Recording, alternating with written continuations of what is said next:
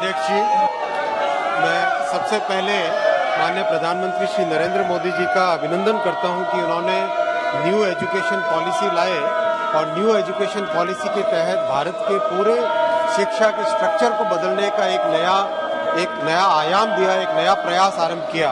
मेरे वरिष्ठ साथी माननीय श्री धर्मेंद्र प्रधान जी ने जिस तरीके से न्यू एजुकेशन पॉलिसी को आगे बढ़ाया है, उसी का एक बहुत अच्छा उदाहरण है आज का ये बिल। केंद्रीय सेंट्रल यूनिवर्सिटीज एक्ट में अमेंडमेंट का। माननीय अध्यक्ष जी, आप सब जानते हैं कि जो ट्रांसपोर्टेशन सेक्टर है वो बहुत ही कॉम्प्लेक्स सेक्टर है और स्पेशली अगर हम देखें रेलवे और मेट्रो, तो ये तो अपने आप में ऐसे सेक्टर्स हैं जिन सेक्टर्स की कॉम्प्लेक्सिटी का कोई अंदाजा ही नहीं लगाया जा सकता। मैं एक छोटा सा उदाहरण दूंगा माननीय अध्यक्ष जी। रेलवे में तो ये परिस्थिति होती है कॉम्प्लेक्सिटी में कि मान लीजिए शरीर के पाँव में अगर चोट लगे तो दर्द पाँव में होता है, लेकिन रेलवे जैसी कॉम्प्लेक्सिटी में ये होता है कि पाँव में चोट लगे दर्द कहीं पे हाथ में होगा।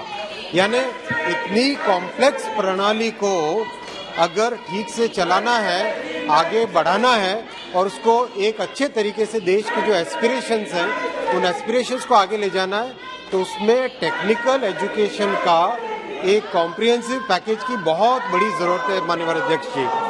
इसी धारणा के साथ, इसी विचार के साथ पिछले 2018 में national rail transportation institute, national rail training institute की व्यवस्था की गई थी, जो कि एक डीम टू बी यूनिवर्सिटी थी।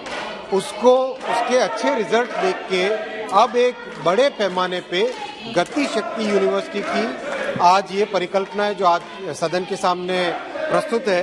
अध्यक्ष जी, इस गति शक्ति विश्वविद्यालय में metro, regional rail, logistics, highway, bridge, port, इन सारे सेक्टर से रिलेटेड जितना टेक्निकल नॉलेज का, जितना इंजीनियरिंग का, जितनी उसकी इकोनॉमिक्स का और जितनी उसकी फाइनेंस के विषय है, वो सारे विषय इसमें लिए जाएंगे। जो आप अगर देखें तो विश्व के करीब सभी देशों में, अमेरिका में जैसे Illinois university of transport technology है, जापान में JRTI है, चाइना में बीजिंग में है, रशिया में है, करीब हर बड़े देश में जहां भी रेलवे का बड़ा नेटवर्क होता है वहां पे एक यूनिवर्सिटी की कल्पना सब जगह हुई है। उसी कल्पना के साथ माननीय अध्यक्ष जी, गति शक्ति यूनिवर्सिटी की भी उसी प्रकल्प में, उसी भावना के साथ इसका डेवलपमेंट होगा। इस यूनिवर्सिटी के अध्यक्ष जी 5 बड़े ऑब्जेक्टिव होंगे।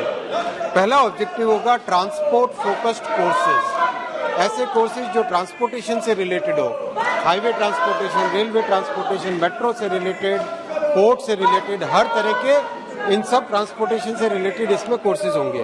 दूसरा होगा स्किल डेवलपमेंट का, जो कि स्किल इंडिया का फ्रेमवर्क है, उसी फ्रेमवर्क में स्किल डेवलपमेंट का।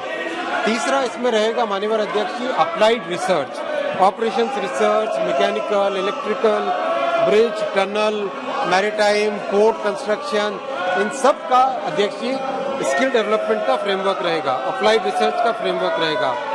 चौथा रहेगा टेक्नोलॉजी डेवलपमेंट।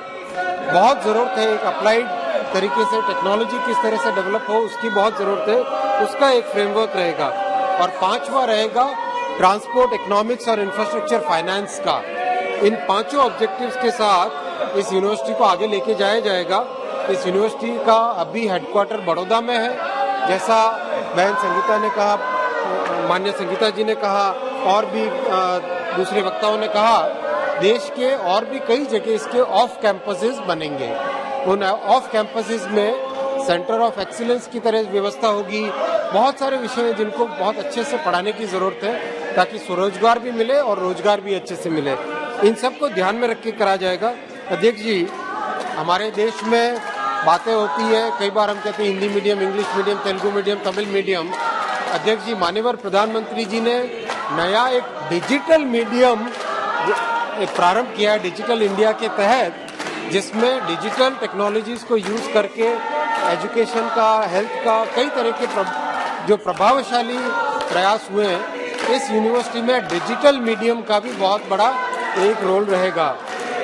अध्यक्ष जी, नेशनल एजुकेशन पॉलिसी के फ्रेमवर्क में जो गति शक्ति विश्वविद्यालय का आज सदन के सामने प्रस्तुतिकरण है। मुझे मैं निवेदन करूंगा सभी माननीय सदस्यों से, ये छात्रों के भविष्य का विषय है। मैं विशेष निवेदन करूंगा ऑपोजिशन से कि वो लोग छात्रों के भविष्य के साथ बिल्कुल खिलवाड़ न करें, अपने अपने बेंच पे बैठे, अपनी अपनी जगह पे बैठे और इस बिल का सब के सब यूनानिमसली अनुमोदन करें। धन्यवाद माननीय अध्यक्ष।